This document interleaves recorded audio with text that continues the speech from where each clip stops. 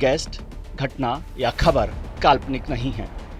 किसी भी तरह का हो हल्ला, गाली गलौज या बेमतलब की बहस यहाँ प्रतिबंधित है। किसी भी लिंग, जाति या धर्म को ठेस पहुँचाना हमारा मकसद नहीं है।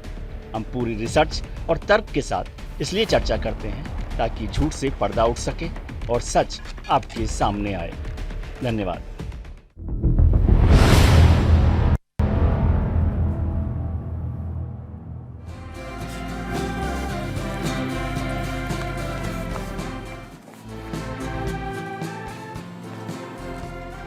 विख्यात और प्रभावशाली आध्यात्मिक गुरु ने लिखा है कि किसी दिन जब आपके सामने कोई समस्या ना आए तो आप सुनिश्चित हो सकते हैं कि आप गलत मार्ग पर चल रहे हैं। स्वामी विवेकानंद ने ये बात कही थी। नमस्कार, मैं हूं विजय त्रिवेदी और आप देख रहे हैं 100% रिसर्च वाला शो सत्य की विजय। जो सामान्य व्यक्ति हवाई चप्पल पहन करके घूमता है वो मुझे हवाई जहाज में दिखना चाहिए, ये मेरा सपना।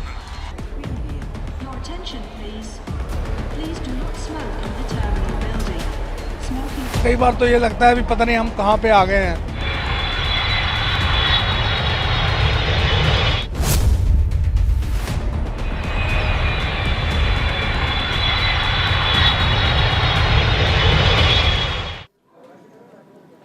असुविधा के लिए कोई खेद है क्या? ये सवाल हम पूछ रहे हैं इंडियन एयरपोर्ट से। जी हाँ, बीते कुछ दिनों से दिल्ली एयरपोर्ट पर लगने वाली भीड़ को लेकर एयरपोर्ट अथॉरिटी के भी होश उड़ चुके हैं। केंद्रीय मंत्री से लेकर तमाम जिम्मेदार अधिकारी लगातार एयरपोर्ट की भीड़ को और व्यवस्थाओं को नियंत्रित करने के लिए न सिर्फ बैठकें कर रहे हैं बल्कि तमाम तरीके और उपाय ढूंढे जा रहे हैं। लेकिन ये कोई एक एयरपोर्ट की कहानी नहीं है। दरअसल बदलते वक्त के साथ देश में एयरपोर्ट तो बहुत खुले मगर हालात नहीं सुधरे। लोग सुविधा और जल्दी से जल्दी अपने गंतव्य स्थान मंजिल पर पहुंचने के लिए ज़्यादा खर्च करके फ़्लाइट का टिकट लेते हैं। लेकिन अगर डोमेस्टिक फ़्लाइट पकड़ने में ही आपको 3-3.5 घंटे का वक्त लगे या पहुंचना पड़े एयरपोर्ट पर, फिर वो फ़्लाइट किस काम की? फ़्लाइट आपकी शायद 40 मिनट की हो, 30 मिनट की हो, 1 घंटे की हो या फिर 2 घंटे की हो, मगर एयरपोर्ट पर ही 3 घंटे लग जाएँ अंदर जाने में, सिक्योरिटी चेक में, तो फिर फ़्लाइट किस काम की साहब? और एयरपोर्ट का नज़ारा किसी बस स्टैंड की तरह जहां पर भीड़ ही भीड़। ये बात अब उठ रही है दिल्ली के लिए। ठीक उसी तरह से जैसे जब पोल्यूशन की बात होती है तो नाम सिर्फ दिल्ली का आता है, लेकिन देश के दूसरे शहरों की स्थिति भी बहुत अच्छी नहीं है। उसी तरह बात अभी दिल्ली की हो रही है, मगर देश के दूसरे हवाई अड्डे हैं कि बात करें तो वहाँ भी हालात कुछ अच्छे नहीं। खैर, हम इस पर चर्चा करेंगे, लेकिन पहले आपको बताते हैं कि दिल्ली में पैसेंजर्स आखिर परेशान क्यों हैं। क्यों परेशान है passenger Indira Gandhi international airport पर, ये समझ लेते हैं। पैसेंजर ट्रैफिक में बहुत बड़ा इजाफा वहाँ पर हुआ है। लगातार भीड़ जो है वहाँ बढ़ती जा रही है। पैसेंजर्स का नंबर ऑफ पैसेंजर जो है बड़ा है। दूसरी जो बड़ी परेशानी है वो है क्यू मैनेजमेंट सिस्टम में कमी। यदि आप एयरपोर्ट के अंदर चले जाएंगे तो वहाँ चेक इन में जो वक्त लग रहा है या बोर्डिंग के लिए जो वक्त लग रहा है उससे बड़ी परेशानी हो रही है। उसकी बड़ी वजह है पर्याप्त स्टाफ की कमी। यानी number of passengers, number of flights तो बढ़ रही हैं, लेकिन स्टाफ शायद नहीं बढ़ा है, तो उस वजह से उन पर प्रेशर बढ़ता जा रहा है। एक और बड़ा कारण बताया गया कि वहाँ पर एक्सरे मशीन्स की कमी है जो सिक्योरिटी के लिए ज़रूरी है, तो वो एक्सरे मशीन्स कम होने से भी वो टाइम जो है वो बढ़ रहा है। सिक्योरिटी चेक इन में दिक्कत, जिसका हम जिक्र कर रहे हैं कि सबसे ज़्यादा वक्त आज दिल्ली के एयरपोर्ट्स पे सिक्योरिटी चेक इन में लगता है। वहीं दिल्ली एयरपोर्ट पर भीड़ को लेकर हाई लेवल बैठक हुई। सिविल एविएशन मंत्रालय का 12 पॉइंट एक्शन प्लान तैयार किया गया। 12 से 6 पॉइंट लागू किए जा चुके हैं। हालांकि दिशा निर्देशों के बाद इसमें थोड़ी सी नरमी तो देखने को मिली है, लेकिन हालात अब भी बेहतर होते नजर नहीं आ रहे। आइए अब देखते हैं कि सरकार का एक्शन प्लान क्या है। ये सरकार का एक्शन प्लान है जो हालात को ठीक करने के लिए। सबसे बड़ा एयरपोर्ट है दिल्ली का T3 टर्मिनल। T3 पर 16 की जगह अब 18 एंट्री गेट बनाए गए, यानी 2 एंट्री गेट बढ़ाए गए हैं और हर गेट पर वेटिंग टाइम को डिजिटल डिस्प्ले किया गया कि कितना वेटिंग टाइम है एक गेट पर, तो उसको भी डिजिटल डिस्प्ले किया जा रहा है। हालांकि इसे डिजिटल डिस्प्ले से आपका रश कितना कम होगा ये मुझे नहीं पता, लेकिन ये बनाया गया है। 4 अतिरिक्त एक्सरे मशीन्स लगाई गई हैं। एक्सरे मशीन का बहुत इंपॉर्टेंट रोल है एयरपोर्ट्स पर, तो वहाँ पर एक्सरे मशीन्स का नंबर बढ़ा दिया गया। 4 और एक्स्ट्रा वहाँ मशीन्स लगाई गई हैं। ये सरकार के एक्शन प्लान का और एग्जीक्यूशन प्लान का एक हिस्सा है ये, जिसमें एक्सरे मशीन्स को बढ़ाया गया। पैसेंजर्स के लिए डिस्प्ले बढ़ाया गया, डिजिटल डिस्प्ले, और अंतर्राष्ट्रीय यात्रियों के लिए ऑन बोर्ड इमिग्रेशन पेपर भरने की बात की गई है कि ऑन बोर्ड उनका इमिग्रेशन पेपर फाइल किया जाए, तो उससे टाइम आपका कम लगेगा, बच जाएगा। सीआईएसएफ के जवानों की संख्या बढ़ाने पर भी फैसला किया गया। सीआईएसएफ, आपको याद हो कि पूरी सिक्योरिटी और जो चेक इन का सिस्टम है सिक्योरिटी चेक का, वो सीआईएसएफ के जवान देखते हैं, तो उनका नंबर भी बढ़ाया जाएगा ताकि वहाँ पर जब चेक इन हो रहा हो तो उसमें वक्त कम लगे। दिल्ली और एयरपोर्ट पर लग रही लंबी लाइनों ने हवाई सफ़र का रोड ट्रैवल के मुकाबले धीमा बना दिया। हालात ये है कि जयपुर, देहरादून और चंडीगढ़ जाना हो तो आप फ्लाइट के मुकाबले सड़क मार्ग से यानी रोड से जल्दी पहुंच सकते हैं। ये देख लीजिए हाल, ये इस ग्राफिक से आप समझें कि एयरपोर्ट पर लगी लाइनें और कार से पीछे छूटे हवाई जहाज। यानी मान लीजिए दिल्ली से देहरादून आपको जाना हो तो 1 घंटे अजमेरी गेट से आईजीआई एयरपोर्ट में लगेंगे, 50 मिनट फ्लाइट टाइम है, 3.5 घंटे पहले चेक इन का टाइम है, 40 मिनट एयरपोर्ट से शहर पहुंचने में, कुल समय लगेगा 6 घंटा। लेकिन दिल्ली से देहरादून यदि टैक्सी से कार से जाना हो तो आपको लगेंगे 4 घंटे 30 मिनट। ये फ़र्क है, एयरपोर्ट से जाएंगे तो 6 घंटे में पहुंचेंगे, 6 घंटे लगेंगे कुल मिलाकर। दूसरा शहर देखते हैं दिल्ली से जयपुर। जयपुर में भी यदि अजमेरी गेट हमने इसलिए जोड़ा क्योंकि बस अड्डा है, 1 घंटे में अजमेरी गेट से एयरपोर्ट, 50 मिनट फ्लाइट टाइम, 3.5 घंटे ये, 45 मिनट पहुंचने में, कुल समय 6 घंटे। और दिल्ली से जयपुर आप 5 घंटे में पहुंच सकते हैं, यानी 1 घंटा कम लगेगा एयरपोर्ट के मुकाबले फ्लाइट के जाने के बजाय बाई रोड अगर आप जाएँ। तीसरा एक और उदाहरण देखते हैं दिल्ली से चंडीगढ़। यहाँ भी 1 घंटा वो लग रहा है, 30 मिनट ये लग रहे हैं, कुल मिलाकर 5 घंटे 50 मिनट लग रहे हैं। और दिल्ली से चंडीगढ़ कार या टैक्सी से जाएंगे तो 5 घंटे मैक्सिमम लगेंगे, यानी 50 मिनट कम लगेंगे एयरपोर्ट से शहर पहुँचने में। और आप सीधे शहर में अंदर पहुँच सकते हैं वहाँ पर, तो उसमें 50 मिनट कम से कम जो वक्त कम लग रहा है आपका। ऐसे बहुत सारे उदाहरण आपको मिल सकते हैं। प्रधानमंत्री मोदी ने कहा था एक ज़माने में कि हवाई चप्पल वाला भी हवाई यात्रा कर सके, ये उनका सपना है। लेकिन पहले प्रधानमंत्री का वो बयान सुनिए और फिर नागरिक उड्डयन मंत्री ज्योतिरादित्य सिंधिया का बदइंतजामी पर क्या कह रहे हैं वो भी हम लोग सुन लेते हैं। और नागरिकों की क्या शिकायत है वो भी सुनना चाहिए ना। जो सामान्य व्यक्ति हवाई चप्पल पहन करके घूमता है वो मुझे हवाई जहाज में दिखना चाहिए, ये मेरा सपना है। तो कुल मिलाकर एयरपोर्ट में जहां वर्तमान में केवल 11+2 था वो बढ़ के करीब करीब 20 हो जाएगा। इसी के साथ हमने ये भी कहा है कि जो एयरलाइंस की टेक ऑफ और लैंडिंग थी जो बढ़ोतरी हो गई है उसे भी हम लोग वापस थोड़ा कम कर लें ताकि जो ऑपरेशन सिस्टम है उसके मुताबिक कितना थ्रूपुट ले सकते हैं उसी के मुताबिक हम लोग अराइवल और डिपार्चर कर पाएँ। तो ये सभी सिस्टम्स हम लोग ने तैनात कर लिए हैं और ये निर्णय हमने लिए हैं जिसे स्वयं मैं मॉनिटर करने वाला हूं और सभी स्टेक होल्डर्स के साथ मिलके हम लोग ने ये निर्णय लिया है, जिसके आधार पर आने वाले 10-15 दिन में जरूर जो प्रेशर है वो कम हो जाना चाहिए। इस बात की भी खुशी है कि ज़्यादा यात्री बढ़ रहे हैं, पर उसी के साथ साथ एयरपोर्ट का सिस्टम भी बढ़ना चाहिए, क्योंकि यात्री की जो आशा है और एयरलाइंस की जो आशा है ज़्यादा फ्लाइट्स देने के लिए, उसके बीच में एयरपोर्ट एक क्लॉग नहीं होना चाहिए। एयरपोर्ट का काम है सहूलियत होने के लिए यात्री के बीच में और एयरलाइंस के बीच में, और वो जिम्मेदारी एयरपोर्ट जरूर निभाए, इसके सख्त निर्देश मैंने दे दिए। बहुत ज़्यादा भीड़ है यहाँ, तो बहुत ज़्यादा भीड़ है और कई बार तो ये लगता है भी पता नहीं हम कहाँ पे आ गए हैं। अब हम आए हैं पता नहीं, अब कई बार हमारे जैसे पीछे फंसे हुए हैं हमारे साथ जो आ रहे हैं वो पता नहीं कितनी देर में पहुँचेगा और हम मतलब कब इकट्ठे होंगे, कब अंदर एंटर करेंगे। हमारी जब सिक्योरिटी चेकअप होती है उसमें भी बहुत रश रहता है। एक बार मेरी फ़्लाइट मिस होने वाली थी बिकॉज ऑफ सिक्योरिटी चेकअप, क्योंकि उसमें बहुत ज़्यादा लाइन होती है। उसका आई थिंक उनको काउंटर ज़्यादा बनाने चाहिए अगर रश ज़्यादा है तो। लंबी लंबी कतारें, भीड़ और प्रबंधन में अव्यवस्था से ये सारी चीज़ें अक्सर रेलवे स्टेशनों पर देखने को मिलती है, बस स्टैंड पर मिलती है। हालांकि वहाँ भी नहीं होना चाहिए, लेकिन इस तरह के हालात यदि दिल्ली के आईजीआई यानी इंदिरा गांधी इंटरनेशनल एयरपोर्ट पर दिखे तो हैरानी होना स्वाभाविक है। ऐसे में सवाल उठता है कि क्या हो गया है एयरपोर्ट पर इस तरह का हाल, क्यों हुआ है इस तरह का हाल? क्या अचानक से लोग ज़्यादा बढ़ गए? ये बड़ा कारण है। और बढ़ गए हैं अगर, तो उसके लिए कोई इंतजाम क्यों नहीं है? सिविल एविएशन और इस मैनेजमेंट को देखने के लिए, इस पर कैसे इलाज किया जा सकता है, इस पर चर्चा करने के लिए हमारे साथ आज जुड़ रहे हैं सभी एविएशन एक्सपर्ट्स हैं। एविएशन एक्सपर्ट्स में group captain retired UK Devnath साहब हमारे साथ जुड़ रहे हैं, aviation expert retired Shyam Kumar साहब हमारे साथ जुड़ रहे हैं, कैप्टन साहब, और एविएशन एक्सपर्ट और हवाई जहाज को चलाने वाले लोगों में से बड़ा लंबा अनुभव रखने वाले गुलाब सिंह जी हमारे साथ जुड़े हुए हैं। आप सभी का बहुत बहुत स्वागत है। गुलाब सिंह जी, मैं दरअसल आना तो आपके पास चाहता था जयपुर में मिश्री मावा खाने, लेकिन मैंने कहा कि पहले आपसे पूछ लें कि कार से आ जाऊं या हवाई जहाज से आऊं। भारत ने संयुक्त राष्ट्र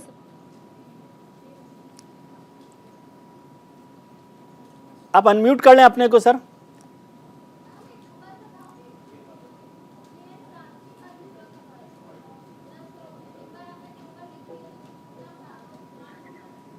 जी, गुलाब जी की आवाज को थोड़ा सा चेक कीजिएगा। यूके देवनाथ साहब भी हमारे साथ जुड़े हुए हैं और कैप्टन श्याम कुमार साहब भी हमारे साथ जुड़े हुए हैं। देवनाथ साहब, जो आप हालात देख रहे हैं, जिस तरह का मिसमैनेजमेंट, जिस तरह की भीड़, जो सब व्यवस्थाएं दिख रही हैं, इसको आप कैसे देख रहे हैं? क्या रास्ता आप देख रहे हैं? हमारा पर्पज ये नहीं है कि किसी को टारगेट करें, वो बात करें, लेकिन कैसे सुधार हो सकता है इस पर चर्चा मैं करना चाहता हूं, इसलिए हमने कोई पॉलिटिकल गैस नहीं रखा।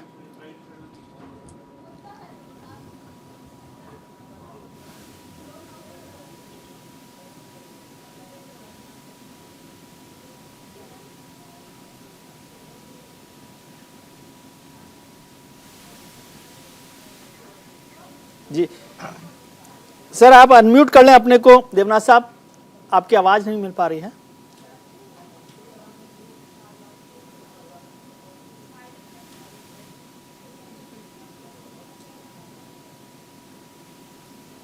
आवाज चेक।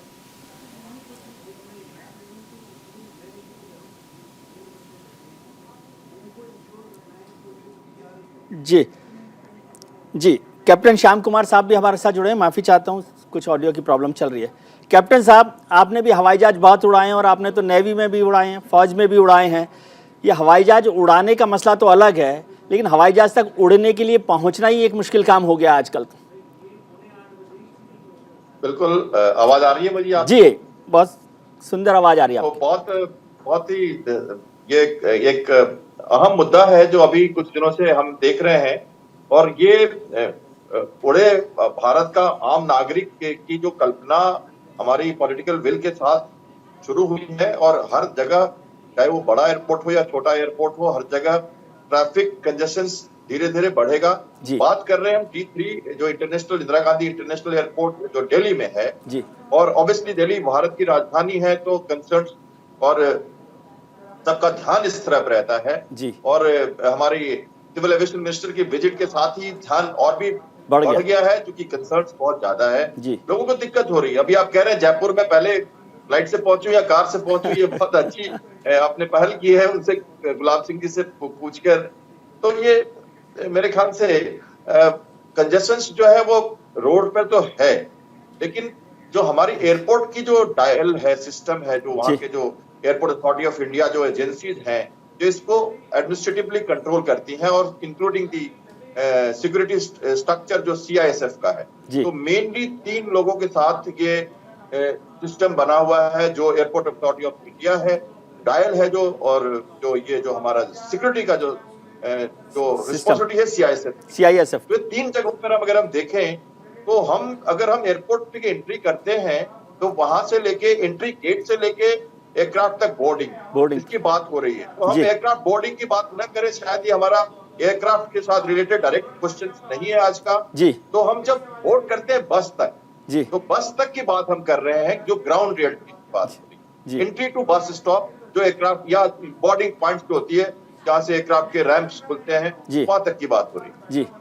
कंजेशन इस जगहों पे होता है। तो सबसे पहले एंट्री की बात करें, तो एंट्री जो गेट है हमारे, मेरे ख्याल से 1 से 8 गेट हैं हमारे इंटरनेशनल एयरपोर्ट में T3 में जी। तो वहां पे नंबर ऑफ कुछ गेट्स ऐसे हैं जो सिक्योरिटी स्टाफ यूज करते हैं जी, वो सिर्फ पैसेंजर्स यूज नहीं करते। तो अगर उनमें बढ़ा दिया जाए, जहां तक मुझे पता है कि आज 1A और 8B इन दोनों को खोल दिया गया है जी। जो सिक्योरिटी स्टाफ या पायलट्स के लिए या VIPs के लिए या कुछ ऐसे कंसर्ट्स के लिए रखे जाते हैं, इमरजेंसी यूज के लिए रखे जाते हैं, उनको भी यूज किया जा रहा है, तो ताकि आपकी एंट्री हो जाए जी। और जो DG यात्रा जो एक अपरेटस है, जिससे आपकी फेशियल रिकॉग्निशन सिस्टम में सिक्योरिटी स्टाफ को गेट पर या सिक्योरिटी पॉइंट्स पे जहां भी उनको चेक्स करने हैं आपके, वो जल्दी हो जाता है और सब कुछ डाटा उसके हाथ से निकल के आ जाता है। जी। तो ये एक फास्टर वे टू कम्युनिकेट हो सकता है, फास्टर वे ऑफ मूविंग जो पैसेंजर्स की मूवमेंट है। और जहां तक हमें और भी कुछ बातें हैं जो मैं कहना चाहूंगा, साथ साथ जो पॉइंट्स, जो 12 पॉइंट्स दिए गए हैं उसमें, लेकिन देखिए मुद्दा सबसे बड़ा है कि एयरपोर्ट जो है अभी अंडर एक्सपेंशन।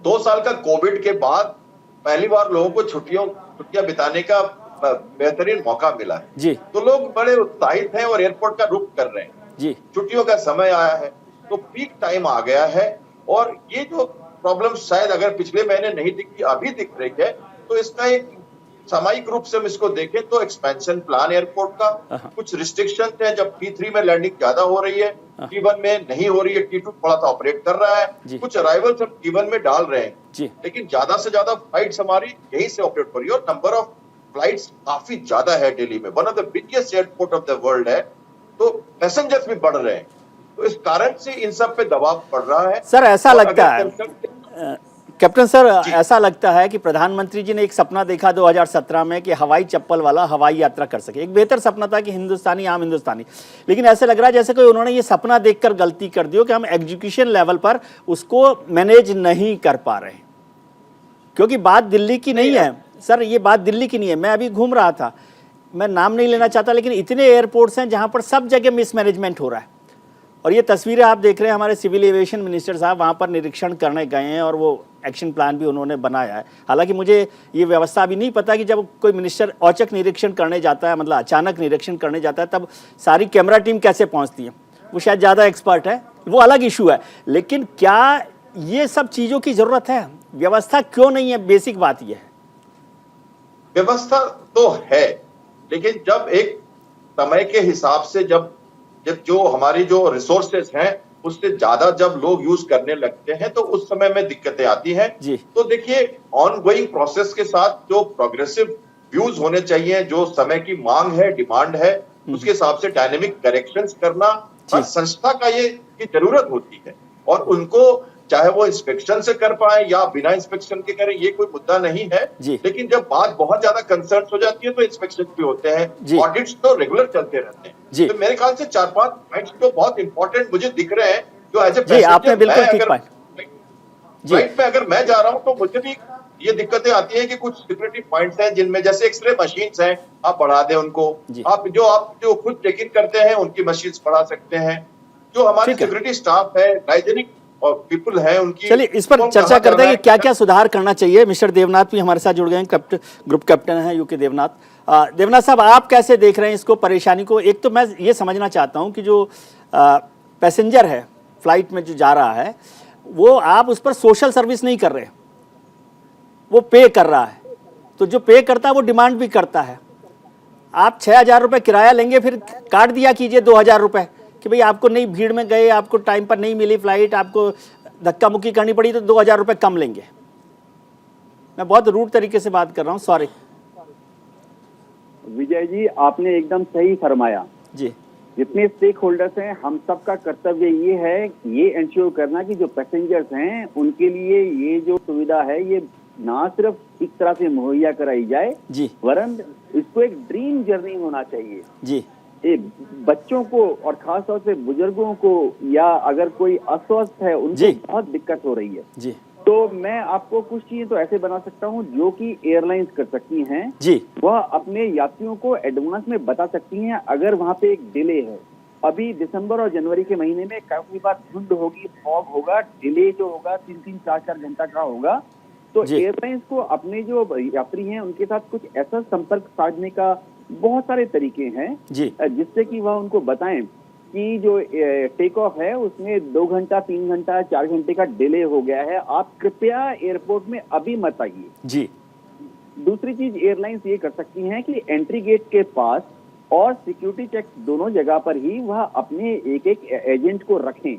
कई जगह ऐसा देखा गया है कि जो पैसेंजर्स हैं और खास तौर से नए पैसेंजर्स, जैसे प्रधानमंत्री जी ने कहा, कई पैसेंजर्स तो ऐसे हैं जो कि पहली बार ट्रैवल कर रहे हैं जी, उनको गाइड करने के लिए एंट्री गेट पे ही एक एजेंट होना चाहिए और एंट्री गेट में बड़ा बड़ा लिखना होना चाहिए, डिस्प्ले होना चाहिए कि किस एयरलाइन के किस फ्लाइट के पैसेंजर्स को किस गेट से घुसना पड़ेगा। जी देखिए, जैसे मैं T3 की बात करता हूँ, जी T3 में 10, 12, 14, 16, 18, 20 गेट हैं। जी अब क्या होता है कि जो बेचारे पहली बार ट्रेवल कर रहे हैं या जो पहली बार T3 में आ रहे हैं, वो वहाँ अपनी कार से या टैक्सी से उतरने के बाद थोड़ी देर के लिए तो चक्के रह जाते हैं। जी, समझ नहीं आता कि कहाँ जा। साइनेज की जरूरत है। जी एक और चीज मैं पैसेंजर्स के लिए भी मेरा अनुरोध है, क्योंकि मैं तो मिडिल लेवल मैनेजमेंट में था, पैसेंजर से हम 2-3 चीज आशा कर सकते हैं। एक, अभी हॉलिडे सीजन आ रहा है, दिसंबर और जनवरी में हॉलिडे सीजन में बहुत भयंकर रश हो जाता है, ये हर साल होता है जी। तो मेरी पैसेंजर से ये दरख्वास्त है कि सिर्फ अगर हो सकता है एक ही चेक इन लगेज के साथ जर्नी करें, और जहां तक हो सके एक ही कैबिन लगेज के साथ चेक इन करें। अपने कैबिन लगेज को छोटा रख सकें ताकि सभी पैसेंजर्स का सामान कैबिन के अंदर भी इजीली एकोमोडेट कर सकते हैं। जी। मैं तो आपको बता दूं, मैं अक्सर ट्रैवल करता हूं, लेकिन मैं तो आजकल सिर्फ अपने साथ एक छोटा सा कैबिन लगेज लेके जाता हूं, चेक इन लगेज लेकर ही नहीं जाता। लेकिन सर विंटर्स है, फैमिली होती है, बच्चे होते हैं, बुजुर्ग होते हैं, तो विंटर का भी एक बैगेज बढ़ जाता है लोगों के पास। हाँ, मैं आपके साथ सहमत हूँ कि विंटर्स में कपड़े लत्ते बढ़ जाते हैं। और वैसे ही आजकल सर आपकी मेहरबानी से लोग कम लेके जाते हैं, क्योंकि आप तो 1 किलो के भी पैसा अलग से लेते हैं। हाँ, मैं अपराधी हूँ। आपका मतलब जो हमारी एयरलाइंस हैं वो आजकल तो इतना भी नहीं करते। 1 किलो वजन बढ़ गया तो वो 1 किलो का पैसा एक्स्ट्रा लेती है, तो लोग पहले ही वजन कम करके जाते हैं। हाँ विजय जी, मैं आपको एक और चीज बता दूं कि एक तो डिजाइन में भी थोड़ी दिक्कत है। जी, आपका ऑडियो ने जी कैप्टन साहब एक T3 का जिक्र कर रहे थे, अभी देवनाथ साहब को फिर जोड़ते हैं, उनकी आवाज़ नहीं मिल पा रही है, गुलाब सिंह जी की हमारा कनेक्ट नहीं हो पा रहा। कैप्टन सर, आपसे समझना चाहता हूँ, T3 की हम जब चर्चा कर रहे हैं IGI के दिल्ली के, क्या आप उसका जो पूरा डिजाइन है उसको वायबल मानते हैं, सस्टेनेबल मानते हैं, पैसेंजर की दृष्टि, पैसेंजर फ्रेंडली मानते हैं उसको सही शब्दों में पूछा जाए तो? क्योंकि जब आप एयरपोर्ट पे घुसते हैं, वहाँ से जिस गेट तक पहुँचते हैं एयर फ्लाइट के, वो इतनी दूर है कि जो अच्छा भला आदमी की पूरी एक्सरसाइज हो जाती है, और कोई बीमार है, बुजुर्ग है या आपके साथ बच्चा है तो उसको लाने ले जाने में ही मुश्किल हो जाती है। और T3 पर फ्लाइट लैंड करने के बाद यदि आपने लैंडिंग की है तो 40 मिनट चाहिए आपको बाहर निकलने के लिए। हाँ, देखिए, पहले एंट्री की बात करें तो इंटरनेशनल नॉर्म्स के हिसाब से जो 2-3 जो स्टेप्स है उसके थ्रू पैसेंजर को गुजरना जरूरी है, जिसमें एक एंट्री पॉइंट पे उनकी फर्स्ट चेक्स होती हैं, उसके बाद उनकी जो एयरलाइंस के साथ उनकी टिकटिंग की बात होती है, और तीसरा सिक्योरिटी चेक्स होते हैं। जी। इन तीनों जगहों पे ज्यादा डिस्टेंस नहीं है, इनमें मैक्सिमम 100 मीटर का ही फासला है और 50, 70, 80 मीटर्स का फासला है गेट से लेके टिकटिंग स्टाफ और CISF का जो बैगेज सिक्योरिटी चेक्स होते हैं। इन तीनों में निकलने के बाद जैसे ही सिक्योरिटी से हम बाहर निकलते हैं, मैं सिर्फ अभी उस पॉइंट की बात कर रहा हूँ मूवमेंट की, और जो चलना पड़ता है लोगों को रैंप तक, जो क्वेश्चन आपने पूछा है, वहां से रैंप्स तक जाने के लिए देखिए, अगर हमारा एक्सपेंडेड बड़ा एयरपोर्ट है, 40-50 रैंप्स हैं, तो एयरक्राफ्ट तो अपनी अपनी विड्थ के हिसाब से ही खड़े होंगे, तो रैंप्स भी दूर तक जाएंगे ही। 1 से 32, 40, 48 तक रैंप है हमारे पास यहाँ पे। तो हमारे पास इलेक्ट्रिक कार्ट है, और जो हमारी जो है हॉरिजॉन्टल लिफ्ट है उसको हम यूज करते हैं, लेकिन उसमें टाइम लगता है। तो मुझे लगता है कि इलेक्ट्रिक कार्ट को बढ़ाना चाहिए इनको, और जैसे CISF का गेट खत्म होता है सिक्योरिटी चेक, वहां से उनको अवेलेबिलिटी देनी चाहिए, खासकर बुजुर्गों के लिए, बच्चों के लिए, महिलाओं के लिए मुश्किल होता है चलना, तो डिस्टेंस को भी कवर जल्दी करेंगे और कंजेशन भी कम होगा। नंबर 1। नंबर 2, जो हमारी जो CISF जो डिस्टेंस होती है, जो 2 जगह सबसे ज्यादा प्रॉब्लम आती है, एक तो टिकटिंग काउंटर पे जहाँ पर लंबी लाइन लग जाती है, तो नंबर ऑफ टिकटिंग काउंटर्स बढ़ाने चाहिए, जो हमारे जो डिफरेंट एयरलाइंस है उनको ये व्यवस्था करनी पड़ेगी, या सिस्टम फास्ट करना पड़ेगा। कई बार कई स्टाफ के कारण, मैन पावर की बात मैं करना चाहूंगा, दोनों जगह टिकटिंग पे भी और CISF पे भी, कई जगह आप अनमैन्ड देखते हैं, विंडोज अनमैन्ड रहते हैं और उनको यूज नहीं करते, उसको यूज नहीं करते। जहाँ तक एक्सरे मशीन की बात है, एक्सरे मशीन भी मुझे जहां तक पता है आज की रिपोर्ट के हिसाब से 2 एक्स्ट्रा एक्सरे मशीन लगाई गई है आज टीटी एयरपोर्ट पे। जो सामान्य व्यक्ति हवाई चप्पल पहन करके घूमता है वो मुझे हवाई जहाज में दिखना चाहिए, ये मेरा सपना है। Your attention, please. Please do not smoke in the terminal building. Smoking. कई बार तो ये लगता है भी पता नहीं हम कहाँ पे आ गए हैं।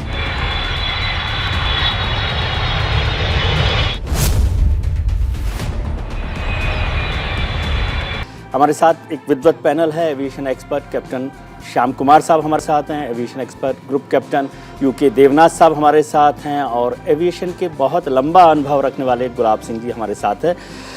गुलाब जी, आपके पास आना चाहता हूँ। आपने मिस्ट्री मावा तो मेरा मिस कर दिया। आपका सबसे लंबा अनुभव है हवाई जहाज उड़ाने का, है ना केवल बल्कि सिविल एविएशन कंपनी चलाने का भी। सर, आपके जहाज वीआईपीज के लिए टाइम पर उड़ते हैं, टाइम पर चलते हैं, वीआईपी के लिए गेट अलग से है, सिक्योरिटी चेक अलग से है, तो आम आदमी ने क्या गलती की है कि सरकार जो है उनका ध्यान नहीं देती?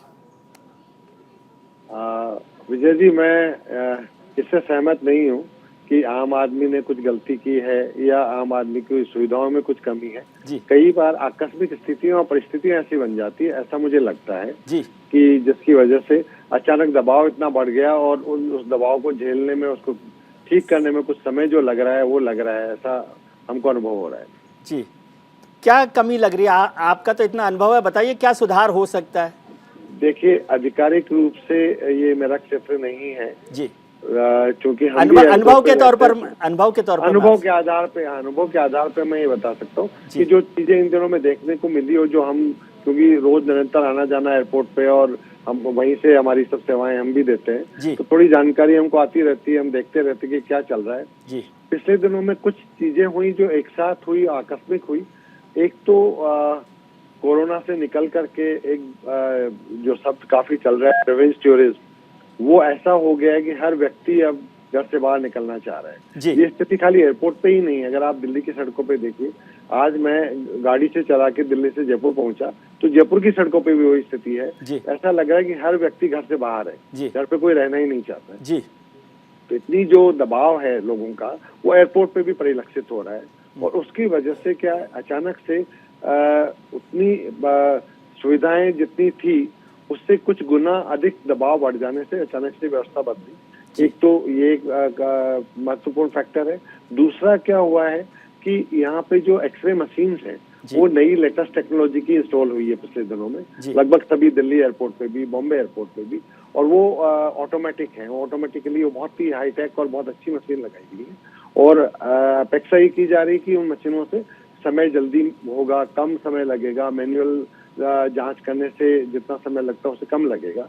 लेकिन फिलहाल चूंकि ये व्यवस्था नई है, लोगों को उसमें समझने में, बाकी लोगों को उसको हैंडल करने में, उसमें कुछ समय लगता है उन चीजों को अपने जीवन में उतारने में, तो वो एक हुआ। अब जब मशीनें बदली गई तो पहले 15 एक्सरे मशीन थी और नई 10 एक्सरे मशीन लगा दी गई। समय की बचाव की जो अपेक्षा की जा रही थी उतनी अपेक्षा के अनुरूप समय नहीं बचा, और संख्या कम हो जाने से रोज दबाव बढ़ गया, लोगों का दबाव वैसे बढ़ गया। एयरलाइंस का जो लोड फैक्टर है, जो कि नॉर्मली लोग 60% 70% पे ऑपरेट करते हैं, बहुत प्रेशर आता है तो 85% से 90% तक जाता है, लेकिन आजकल लगभग 98-99% लोड फैक्टर, हाँ लगभग यही है, 100 कर दीजिए, 99% 98% तक जा रहा है। तो व्यक्तियों की संख्या, पैसेंजर्स की संख्या वो बहुत ज्यादा बढ़ रही है, और वो बढ़ जाने से CISF के ऊपर भी दबाव बढ़ गया, एयरलाइन काउंटर्स पे भी दबाव बढ़ गया है, एयरपोर्ट के एंट्री गेट पे भी दबाव बढ़ गया है। अच्छा, सब कुछ होते हुए हमें सब कुछ थोड़ा सा स्वीकार भी करना पड़ेगा। हम एक ऐसा देश है जो कि बहुत ही सेंसिटिव और बहुत शत्रुओं से घिरे हुए हैं, तो हमें हमारी जितनी भी अथॉरिटीज हैं वो हमेशा चौकस तो करनी रहती और रहना भी चाहिए, और उनको हमको किसी को भी उनके ऊपर ये दबाव नहीं बनाना चाहिए कि वो कहीं पे भी कोई चीज बाईपास कर दें या कोई चीज है जिसको लेट इट गो वाले मोड में रहे, जो कि नहीं होना चाहिए और ना वो करते हैं। तो इसलिए वो चूंकि उनको हर चीज की जांच करनी है, इतने लोगों का दबाव बढ़ गया है, पैसेंजर्स बढ़ गए, अब एक्सरे की जो मशीनें लगी थी वो कम हो गई। अभी जानकारी में आई है कि पिछले 2 दिन पहले माननीय नागरिक उड्डयन मंत्री पधारे और उन्होंने जिस तरीके से तुरंत कार्रवाई करके जो आदेश और निर्देश दिए, उससे वहां पे काफी, मैं आज भी एयरपोर्ट पे सवेरे में था, मैंने देखा काफी स्थितियों में परिवर्तन है। वो भीड़ भी कम हो रही है, जल्दी से लोग निकल रहे हैं, सीआईएसएफ भी बहुत अपने तन्मयता से उसमें लगा हुआ है, एयरलाइन के लोग भी लगे हुए हैं। तो ऐसा लग रहा है कि अगले 2-4-5 दिन में ये स्थिति काफी सुधर जाएगी। जी सर, एक छोटा सा सवाल और समझना चाहता हूं आपसे, क्योंकि आपका सिविल एविएशन में बड़ा अनुभव है। मैं देख रहा था वर्ल्ड काउंसिल ऑफ इंटरनेशनल जो एविएशन की है, इंटरनेशनल काउंसिल जो है ICAO, international civil aviation organisation, हाँ, इंटरनेशनल सिविल एविएशन काउंसिल जो, तो उसमें देखा कि दुनिया के जो 10 सबसे व्यस्त बिजिएस्ट एयरपोर्ट्स हैं, उसमें अभी पिछले 3 महीने से 2 महीने से दिल्ली का नाम आया, बाकी 10 में भी नहीं है। और वो जो 10 एयरपोर्ट थे दुनिया के, उसमें से 5-6 में मैं भी जाकर आया जी, ठीक है, लेकिन कहीं पर ऐसा नहीं हुआ, माफ़ कीजिए सर। और दूसरा, आपने भी माना कि 60% लोड कैपेसिटी को आपने 98% तक कर दिया, तो ये रिस्क फैक्टर इन्वॉल्व नहीं है इसमें? नहीं, रिस्क फैक्टर तो नहीं है, समय का जो अतिरिक्त समय लग रहा है और यात्रियों को जो परेशानी आ रही है वो कर नहीं दिया है। हर विमान कंपनी चाहती कि ज्यादा से ज्यादा यात्रियों को वो लेके जाए, उनको गंतव्य तक पहुंचाए, और एक अच्छी सुखद स्थिति है कि लगभग सारे विमान भर के जा रहे हैं, लोग यात्रा कर रहे हैं, विमानन क्षेत्र में प्रगति हो रही है, उन्नति हो रही है, वो एक सुखद स्थिति है। लेकिन चूंकि ये चीजें अचानक हुई और हम सब सारी जितनी भी एजेंसी एयरपोर्ट से संबंधित है, वो इस सब के लिए शायद उतनी प्रिपेयर नहीं थी कि इतनी संख्या अचानक बढ़ जाएगी। तो वो दबाव को बैलेंस करने में जो समय लग रहा है वो लग रहा है, ऐसा मुझे लग रहा है। जी देवनाथ साहब, आप क्या बताते हैं कि कब तक ये उम्मीद की जा सकती है? जैसे गुलाब जी भी कह रहे हैं कि जल्दी ठीक हो जाएगा, आपको लग रहा है कि ये जल्दी ठीक हो जाएगा? विजय जी, खुशी की बात यह है कि आज जो मीटिंग हुई नागरिक उड्डयन मंत्री और गृह विभाग के सचिव के लीडरशिप में, उस मीटिंग में सीआईएसएफ के और एयरपोर्ट अथॉरिटी इंडिया और सिविल एविएशन के जितने भी कंपनीज हैं, इनके रिप्रेजेंटेटिव इन्वॉल्व थे जी। और आप देखेंगे कि शायद परसों तक मामला बहुत सुधर जाएगा जी। जो उच्चतर जो हाईएस्ट लेवल पे मैं आपको बताना एश्योर करना चाहता हूं कि DGCA, airport authority of India, airport में जो डायल नाम की कंपनी है, दिल्ली इंटरनेशनल एयरपोर्ट लिमिटेड, ये सब बहुत कोशिश कर रहे हैं कि स्थिति सुधर जाए। और तो और जीएमआर का जो बोर्ड है वो भी अपना अलग से मीटिंग्स करके तय कर रहे हैं कि जो ऑपरेशंस हैं, मेंटेनेंस है, डेवलपमेंट और दूसरे जितने प्लान्स हैं वो एज शेड्यूल जाएं जी। किसी भी पीपीपी मॉडल में देखिए सब स्टेक होल्डर्स को मिलके काम करना पड़ता है। डायल को तो आज ये बता दिया गया है कि डेली एक रिपोर्ट देंगे वो एयरपोर्ट अथॉरिटी इंडिया लिमिटेड को, कि वो एयरपोर्ट अथॉरिटी ऑफ इंडिया को, कि वो क्या क्या एक्शन ले रहे हैं ताकि सिचुएशन इम्प्रूव हो जाए। मैं आपको क्योंकि मैं तो एक मिडिल लेवल पर हूँ, मैं आपको छोटी छोटी चीजें बताना चाहता हूँ। सर मिडिल लेवल का मैनेजमेंट जो है ना, वही सारी चीजों को देखता है, असल में वो ज्यादा समझता है। देखिए क्यूआर कोड स्कैनिंग करते हैं, जैसे फॉर एग्जांपल बोर्डिंग पास का, कई पैसेंजर्स जो पहली बार जा रहे हैं वो क्या करते हैं कि वो क्यूआर कोड को ऑथराइज्ड सोर्स से डाउनलोड नहीं करते या ऑथराइज्ड सोर्स से नहीं इशू कराते, एक स्क्रीन शॉट ले आते हैं। तो क्या होता है कि वो जो स्क्रीन शॉट है वो उनको भी पता नहीं होता कि स्क्रीन शॉट का जो क्यूआर कोड है वो बारकोड को, उस बारकोड को ठीक से पढ़ नहीं पाता है। तो 3-4 जब बार करते हैं तो लाइन लंबी हो जाती है। एक और चीज मैं बता दूं, कई पैसेंजर्स जो नए हैं या कई बार सीजन पैसेंजर्स भी हैं, वो पता नहीं किस तरह से कैबिन लगेज में अपने साथ जो प्रतिबंधित सामान है वो ले आते हैं, तो उससे टाइम लगता है। हाँ, जैसे वो उनके पास, मैं बताता हूँ, की रिंग है लेकिन उसके अंदर एक चाबी ऐसी है जो कि देखने में चक्कू जैसी लग रही है। तो वो छोटा सा एग्जांपल बता रहा हूँ। कई बार एक अम्ब्रेला है, वो फोल्ड करने के बाद ऐसा लगता है कि एक्सरे मशीन में ऐसा लगता है कि जैसे पिस्टल है। तो प्रतिबिंब यात्रीगण क्या कोशिश करके घर से ऐसी चीजें ना लाएं। मैं और मेरा परिवार जब भी जाता है, हम अपने साथ कोई नेल कटर, चक्कू घर लेके निकलते ही नहीं है। कैबिन लगेज में डेफिनेटली नहीं डालते हैं। हाँ, अगर आपको सच्ची में कुछ मजबूरी है, ऐसे सामान लेके जाना है, तो सब यात्रीगणों से ये अपेक्षा जी चेक इन लगेज में डाल देंगे। जी टॉय गन, छोटे बच्चे खेलने के लिए अपने साथ टॉय गन ले जाते हैं जी। आजकल तो विदेशों में और चाइनीज टॉय गन जो हैं वो इतने रियलिस्टिक दिखते हैं कि सीआईएसएफ का सिक्योरिटी स्टाफ जो बेचारा वो भौचक्का रह जाता है और उसको जी। उस टॉय गन को 2 बार चेक करना पड़ता है। जी। तो इससे क्या होता है कि जो काम सिर्फ 15 सेकंड का निकल जाना चाहिए था, वो 35 सेकंड का हो जाता है। लेडीज के पर्स को एक बार आप खोलना शुरू करेंगे तो फिर तो 1 2 3 चीज निकाल कर चेक करके दोबारा उस पर्स को एक्सरे करके दोबारा फिर उस लेडी को हैंडओवर करके वो फिर से जिप करके उसको बंद कर, तो वो 1.5 मिनट 3 मिनट 3.5 मिनट का प्रोग्राम बन जाता है। जी तो सर, सारी पैसेंजर, आपकी बात से मैं बिल्कुल इत्तेफाक रखता हूँ। ये सारी परेशानियां हैं और ज़्यादातर गलतियां पैसेंजर्स ही करते हैं कि जितनी जिससे सारी परेशानी हो रही है। लेकिन मैं दूसरी बात आपसे समझना चाहता हूँ कि एक एक्सपीरियंस हुआ दिल्ली एयरपोर्ट का, मेरा नहीं है, बहुत सारे लोगों का है कि यहाँ पर चेक इन में टाइम लग गया, बोर्डिंग में टाइम लग गया। बोर्डिंग के बाद आदमी सोचता है कि अब तो मैं पहुँच ही जाऊँगा, हवाई जहाज में बैठ ही जाऊँगा। फिर चेक इन में बहुत टाइम लगा, जिनके कारण आपने बताए, उससे मैं एग्री कर रहा हूँ। लेकिन जैसे ही जब वहाँ पहुँचा तो एजेंसी जो है, फ्लाइट जो है, वो कह रहे कि नहीं, ये गेट बंद हो गया है। और आपको बताया क्यों नहीं? क्योंकि आपका जो एयरपोर्ट है वो साइलेंस जोन वाला है, साइलेंस एयरपोर्ट है दिल्ली का, तो न तो अनाउंसमेंट हो रहा। अब बहुत सारे लोग हैं हिंदुस्तान में, हवाई चप्पल भी पहनते हैं लेकिन पढ़ते भी नहीं है, पढ़ना नहीं आता उनको आपके बोर्ड पर। एक ज़माना था मैं देखता था कि जो एजेंसी होती है या कंपनी एयरलाइंस है, उसके लोग आवाज़ देकर भी बुला लेते थे कि भाई ये फ़्लाइट जाने वाली है, कोई पैसेंजर रह गया है क्या। तो अब आजकल तो बुलाते नहीं। और मैं ऐसे काउंटर्स देखता हूँ उस पर फ़्लाइट्स के, उस पर एयरलाइंस पर, जो आपकी फ़्लाइट छूट गई फिर वो दूसरे के लिए करते रहते हैं, नहीं अब ये तो चली गई, अब आप इसका टिकट ले लीजिए 4 घंटे बाद। तो मेहरबानी करके उसमें यदि आप उसको बैठा सकें या ये कह सकें कि भैया उसमें जो सिक्योरिटी चेक है उसमें पहले उस पैसेंजर को आगे निकाल लें, ऐसा तो कर सकते हैं ना। एक टिकट आपका कम बिकेगा लेकिन कर तो सकते हैं ऐसा।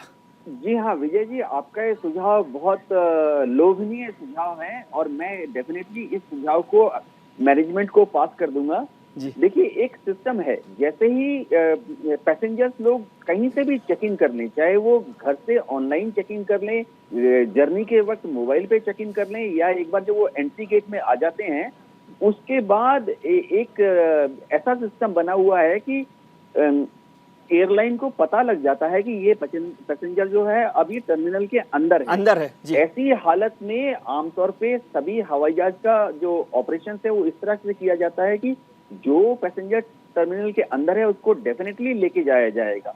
काफी नहीं, लेकिन ऐसा नहीं होता ना गुलाब जी, मैं इस बात से इत्तेफाक नहीं रख रहा, क्योंकि मैं बहुत सारे लोगों को देखता हूं कि वो बोर्डिंग जब हो गई तो वो हवाई वहां पर है ना एयरपोर्ट पे पैसेंजर, तो उस पैसेंजर को ले जाने की जिम्मेदारी क्या एयरलाइन की नहीं है? उसका पैसेंजर है, उसने टिकट लिया है। आप इससे उलट करते हैं, पैसेंजर नहीं पहुंचा उसके लिए आप गेट बंद कर देते हैं, और जो बड़े साहब हैं, गुलाब जी के मित्र होते हैं बहुत सारे बड़े बड़े वीवीआईपी, उनके लिए फ्लाइट खड़ी रहती है क्योंकि वो आए नहीं है। गुलाब जी ये एक कैच 22 सिचुएशन है विजय जी भाई साहब जी। क्या है, एयरपोर्ट का जो दायरा है बहुत बड़ा हो गया है, एयरपोर्ट का क्षेत्रफल बहुत बड़ा हो गया है जी। एयरलाइंस को ये आपका कहना ठीक है। एक समय था जब हम लोगों ने शुरुआत की थी एविएशन, छोटे छोटे एयरपोर्ट होते थे कि एक कोने से आवाज दो तो दूसरे कोने पे सब सुन जाते थे जी। बिना माइक के भी। लेकिन आज इतना बड़ा एयरपोर्ट है कि अगर पैदल आदमी, थोड़ी देर पहले हम चर्चा कर रहे थे काट होनी चाहिए, अगर पैदल चले आदमी थोड़ा अशक्त हो तो वो चल नहीं पाएगा, इतना लंबा एयरपोर्ट है। तो ऐसे में एयरलाइन पे ये दबाव बनाना है, एयरलाइन से ये अपेक्षा रखना कि वो जो भी टर्मिनल बिल्डिंग में आ गए उनको कैसे भी करके बोर्ड करेगा। और कई जगह हम सब लोग जो आते हैं हम भी थोड़े से गैर जिम्मेदार हो जाते हैं। हम लोग ये सोचते हैं कि हमारा हो गया, अब हम कॉफी ले लेते हैं, हम कुछ बात कर लेते हैं, हम फोन के ऊपर कुछ कर लेते हैं, फिर चले जाएंगे। तो ये जो नियम बना है कि एयरपोर्ट डिपार्चर के 15 मिनट पहले जो है डोर क्लोज हो जाते हैं, तो ये हमारा भी दायित्व है बतौर पैसेंजर हम सबका कि हम दरवाजे पे 15 मिनट पहले पहुंच जाएं। जी। उसके अतिरिक्त कोई तरीका हो नहीं सकता। हाँ, जो आपने ये चर्चा की कि सिक्योरिटी की लाइन में अगर कोई लगा है, उसका डिपार्चर पहले है, तो आमतौर पर देखा भी गया, अगर पैसेंजर ही बताता कि मेरी फ्लाइट जाने वाली, तो लगभग सीआईएसएफ के अधिकारी भी और बाकी पैसेंजर जी, भी नहीं, सब मदद करते, परेशानी कोई सर उनके objection साथ नहीं होती है करते। जो बहुत सारे पैसेंजर्स नए होते हैं, उन्हें समझ ही नहीं आता, वो तो सोचते हैं अब एयरपोर्ट के अंदर आ गए तो लेके ही जाएंगे। बिल्कुल, उसके लिए थोड़ा एजुकेट करने की आवश्यकता है। जी। मैं आपको बता रहा हूँ, अभी 2 दिन पहले मैं यात्रा कर रहा था, मुंबई से दिल्ली आ रहा जी। था, और एक सीआईएसएफ के अधिकारी वहाँ पर, उनका जो रवैया मैंने देखा, इतना सुंदर, इतना व्यवहारिक व्यक्ति थे। एक व्यक्ति था जो कुछ समझ नहीं पा रहा जी। था, वो भी खुद खड़े होकर के उनको क्या रखना है क्या नहीं करना, पूरा समझा के, प्यार से समझा के वो लेके जी। गए। तो ये काफी अच्छा व्यवहार सीआईएसएफ के अधिकारी का बहुत भी सारे रहता लोगों का होता है, एयरलाइन ऐसा के नहीं भी है कि नहीं होता है। मैं ये नहीं कह रहा कि सब लोगों जी। का ऐसा होता है, इस पे कैसे सुधार हो। कैप्टन श्याम कुमार साहब, जैसे देवनाथ साहब ने कहा कि पैसेंजर्स की गलती होती है कि वो छोटी छोटी चीज़ें लेकर आते हैं जिसमें सिक्योरिटी चेक में टाइम लगता है। I do agree on that part, लेकिन ये क्या डिस्ट्रस्ट जैसा नहीं है? आप जानते हैं कि वो जो रिंग का जिसका सर ने जिक्र किया, उसमें एक छोटा सा चाकू जैसी कोई चीज़ है, या ज़्यादातर शेविंग वाले जो लोग हैं वो छोटी सी सीजर उसमें होती है, उसको लेकर करते हैं, और बहुत सारी चीज़ें। तो ये डिस्ट्रस्ट जैसा नहीं है कि हम हर एक को एक आतंकवादी या सिक्योरिटी के लिए खतरा समझ के बस रोके रखना है? हाँ, देखिए, ये मैनुअल जो सिक्योरिटी अपरेटस जो मैनुअल जब तक रहेगा, जी, स्कैनिंग हो रही है, स्कैनिंग के बाद भी कुछ चीजें ऐसी हैं जिन पर डाउट्स आते हैं। जी। तो मेरा ये कहना है, डिटेल्स में जाने से बेटर होगा ये कहना कि जितनी कम मैनुअल इंटरवेंशन हो, जी। जैसे अभी हमारे गुलाब सिंह जी ने बताया कि ऑटोमेटिक एक्सरे मशीन्स की बहाली की गई है और वो सेटलिंग पीरियड में है अभी। जी, जी, जी। तो अभी उनको समझना है, कई दिक्कतें आ रही होंगी, टीथिंग प्रॉब्लम्स को सॉल्व करना है। मैंने बताया ऑर्गेनाइजेशनल रिफॉर्म्स डायनेमिक होता है, जी। और जब हम एक्सपैंड कर रहे हैं, उड़ान की बात कर रहे हैं, गांव-गांव तक लोगों को चप्पल के पहने लोगों को आसमान में की झलक दिखाना चाह रहे हैं, तो इस डायनेमिक प्रोसेस से तो गुजरना होगा। जी। और जो बड़ा एयरपोर्ट है वहां कंसर्न्स ज्यादा दिखते हैं, लेकिन ये मैनुअल इंटरवेंशन जितना कम होगा उतना ज्यादा हमें फास्ट मूवमेंट्स मिलेगी। जी। तो ये बेसिकली सीआईएसएफ की बात हो रही थी शायद यहाँ पे। अब तो देखो, बेल्ट, जूते, बहुत सारी चीजें उनको उतारनी पड़ती है, फ्रिस्किंग होती है पूरी जी। तरह से। 3 लेवल टायर सिस्टम्स है इनके, जिसको करना पड़ता है। जी। तो इस कारण से मशीनी यूज जितना ज्यादा होगा, थोड़ी रिफॉर्म्स मेरे ख्याल से वहां भी हमें लगती है गुंजाइश की हमें सिक्योरिटी अपरेटस में जो सीआईएसएफ का जो रोल है उसमें कुछ चीजें जो वर्ल्ड क्लास की हो वो अगर हम इम्प्लीमेंट करें। या मैं इस पे कमेंट नहीं करना चाहूंगा, पर एज ए पैसेंजर कह सकता हूं कि कुछ दिक्कतें आती हैं, और कई बार जहां तक कि उनका व्यवहार है, स्टाफ का व्यवहार बहुत अच्छा होता है। हाँ, मैन पावर की कमी जो दिखी है और उसको स्टाफिंग की जरूरत पड़ेगी। हमारे एयरलाइंस के साथ में भी उनके असिस्टेंट जो सब आपको प्रोवाइड करते हैं, थोड़ी हेल्प, लाइजनिंग करते हैं, पॉइंट टू पॉइंट आपको मूव कराते हैं ताकि आपको दिक्कत ना हो। और सीआईएसएफ की जो मैन पावर की प्रॉब्लम्स है उस पर भी डिस्कशन हुई है मीटिंग में, मेरे ख्याल से उसको सॉर्ट आउट किया जाएगा। जहां तक लास्ट बोर्डिंग पॉइंट की कनेक्टिविटी की बात है, कई बार वो आपको टेलीफोन से बुलाते हैं। वैसे G2 में अभी केवल इंटरनेट फेल हो गया था कुछ दिनों पहले, बड़ा हंगामा हुआ, पूरा सारे लोग स्टक हो गए थे, इंटरनेट भी फेल हो गया, जिससे सारी व्यवस्था ही चलती है। तो बहुत सारे 3-4 घंटे का डिले हुआ T2 एयरपोर्ट पे, इंटरनेशनल मुंबई में। ठीक है। तो ये सारी चीजें हैं जो टेक्निकली हमें स्मार्ट मैनेजमेंट के थ्रू हमें रिडंडेंसी देखनी पड़ेगी कि कोई गड़बड़ी ना हो। जी। और फ्लाइट में जो मूवमेंट्स हो रही है, मैं एक और बात करना चाहूंगा कि जो इमिग्रेशन की बातें, इंटरनेशनल फ्लाइट्स में वहां भी बहुत तकलीफ होती है लोगों को, जो वो हम जरूर समझना चाहेंगे कि इमिग्रेशन ऑफिशियल्स के साथ भी जो बहुत तरह की कठिनाइयां हैं, वहां भी मैनुअल इंटरवेंशन बहुत सारी होती हैं, आपने देखा होगा। और इंटरनेशनल ट्रैफिक को बहुत दिक्कतें होती है, ऐसे भी उनको 3 घंटे ठीक है सर, टाइम मेरे पास नहीं है। देवनाथ साहब, एक छोटा सा फाइनल कमेंट आपका चाहता हूँ कि कैसे हम सुधार सकते हैं। मैं चाहता हूं कि भारत में एविएशन ट्रेवल हर आम आदमी के लिए एक सुखद अनुभव बने। देखिए, जो बातें हमने की ये सब ज्यादातर सिक्योरिटी रिलेटेड थी, और bureau of civil aviation security बहुत कोशिश कर रहा है कि यात्रियों को कम से कम परेशान किया जाए। मैं उम्मीद करता हूं कि यात्रियों का जो जर्नी होगा निकट भविष्य में बहुत सुखद होगा। जी हाँ जी, चलिए, बहुत बहुत शुक्रिया आपका कि आपने हमारा ज्ञानवर्धन किया। गुलाब जी आपका, देवनाथ साहब आपका, कैप्टन श्याम कुमार साहब आपका बहुत शुक्रिया कि आपने वक्त निकाला और हमारा ज्ञानवर्धन किया। आज हमने शो की शुरुआत में आपसे सवाल पूछा था कि क्या देश में हवाई सेवा बेहद खराब है। इस पर 70% लोगों ने हाँ के पक्ष में अपना वोट किया है, वहीं 30% लोग इसके पक्ष में नहीं हैं। 70% लोग मानते हैं कि बेहद खराब है। अब जो लोग इससे कंसर्न हैं मुझे उम्मीद है कि वो इस पर ध्यान देंगे। आपने बात सुनी, नेताओं की भी बात सुनी, हमारे पैनलिस्ट की बात सुनी, अब छोटी सी बात मेरी भी।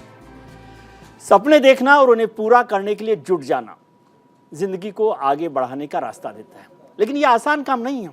हवाई चप्पल पहनने वालों को हवाई सफर उपलब्ध कराना देश के विकास और ताकत की कहानी तो कहता है, लेकिन ये तस्वीर थोड़ी अधूरी है। सच है कि पिछले 60 साल में जितने एयरपोर्ट देश में बने, करीब इतने ही 8 साल में बन गए। छोटे शहरों से एयर कनेक्टिविटी बढ़ी है, लेकिन ये तैयारी आधी अधूरी सी लगती है। एयरपोर्ट बनाने भर से सफर आसान नहीं हो जाता। बढ़ते एयर ट्रैफिक यात्रियों की भीड़ से लगता है कि अब टर्बुलेंस को महसूस करने के लिए हवाई जहाज में बैठने की जरूरत नहीं है। वह टेक ऑफ से पहले ही डराने लगता है। एयर पैसेंजर्स की तादाद बढ़ने से अव्यवस्था का बहाना सिर्फ मिसमैनेजमेंट है। मंत्री जी के ऑन कैमरा औचक निरीक्षण से कुछ होने वाला नहीं है। खास बात यह है कि एयर सर्विसेज कोई मुफ्त की सार्वजनिक सेवा नहीं है, ये बिजनेस है और उसमें कस्टमर का ध्यान रखना सबसे पहला काम होता है। कहा जाता है कि सपने देखने के लिए नींद जरूरी है और नींद थकान से आती है और थकान के लिए मेहनत करनी पड़ती है, सिर्फ औचक निरीक्षण नहीं। आज के कार्यक्रम में इतना ही। उम्मीद करता हूं कि आने वाला कल आपके लिए आज से बेहतर हो। आप अपना ख्याल रखिए और उनका ख्याल रखिए जो आपका ख्याल रखते हैं। नमस्कार।